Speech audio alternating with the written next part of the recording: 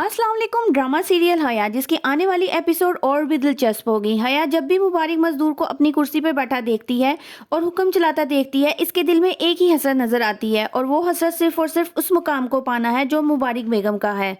मुबारक बेगम जो एक आम फहम और दूरअंदेश खातून है, वो भी हया की मासूम चेहरे के पीछे छुपी हुई चालाकियों को नहीं जान पा रही। वो नहीं जान पा रही कि हया उनके घर में क्या करती फिर रही है।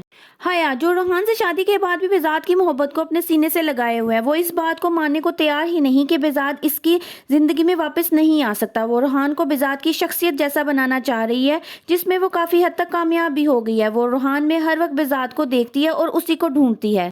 साइमा की मासूमियत का भरपूर फायदा उठाते हुए हया उससे कहती है, ना तो आपकी औलाद है, ना ही कोई इन्वेस्टमेंट और ना ही बिजनेस में कोई शेयर कुछ भी तो नहीं है आपके पास। कुछ तो ऐसा हो इंसान के नाम पर जो उसे मजबूत बनाए, खुशफहमी की जिंदगी से बाहर आ जाएं आप। साइमा के जहन पर हया की बातें असर करने लग जाती हैं और वो आसिया पुप्पो से भी जिक्र करती है। आसिया पुप्पो कहती हैं, अगर तुम्हारे जहन में ऐसी कोई बात आई है तो इसकी वजह भी तो होगी। इस पर साइमा कहती है, क्योंकि मैं कमज़ोर हूँ। पुप्पो कहती हैं, कमज़ोर क्या मतलब? साइमा कहती है, इतने साल गुजर गए, मेरी औलाद नहीं है तो मैं कमज़ोर ही हूँ।